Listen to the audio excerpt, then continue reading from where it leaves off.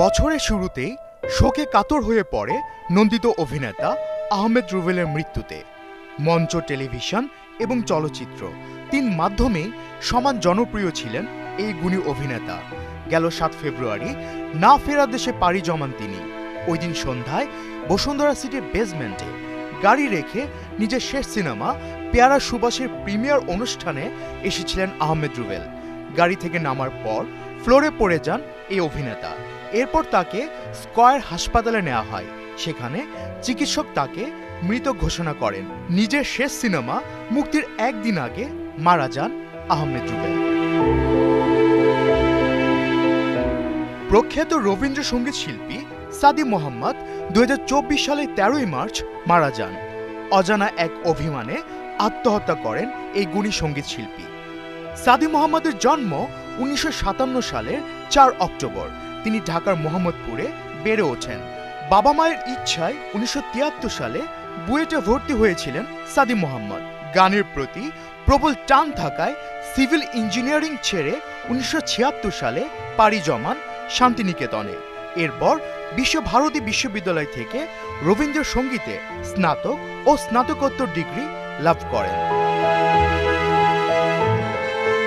চলতি বছর অক্টোবরে না ফেরা দেশে পাড়ি জমান ৯০ দশকের জনপ্রিয় কণ্ঠশিল্পী মণিকিশোর।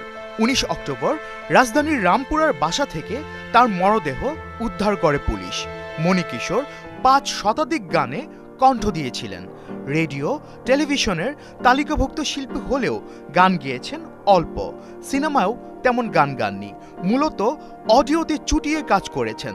তার জনপ্রিয় গানের মধ্যে কি ছিলে আমার, বলো না তুমি, সেই দুটি চোখ, কোথায় তোমার, তুমি শুধু আমারই জন্য, মুখে বলো ভালোবাসি, মরে গেলে আমি জানি ইত্যাদি উল্লেখযোগ্য। তার সবচেয়ে শ্রোতাপ্রিয় গান কি ছিলে আমার, তারই সুর করা, তারই লেখা।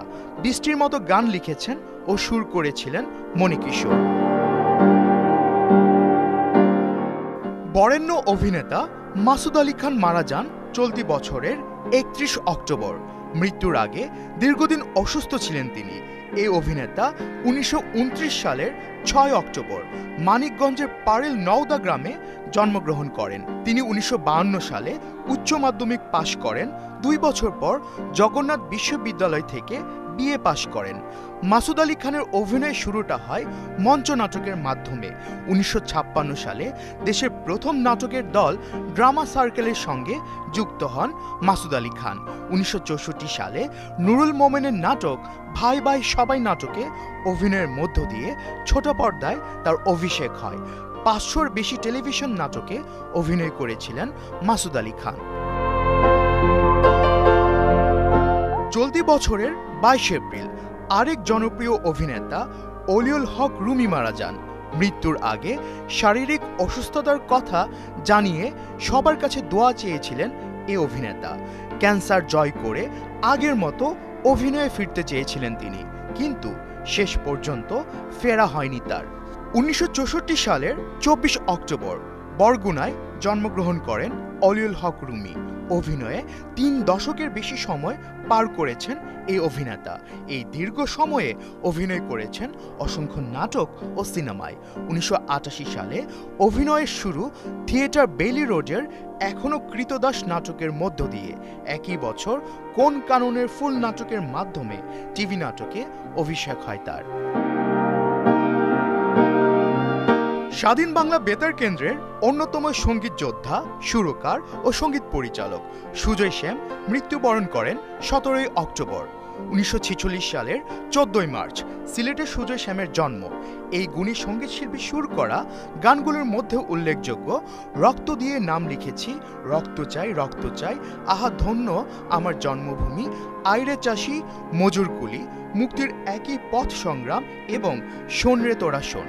সঙ্গীত অবদানের জন্য তিনি ২০১৮ সালে ২১ পদক এবং এর আগে ২০১৫ সালে পান শিল্পকলা পদক।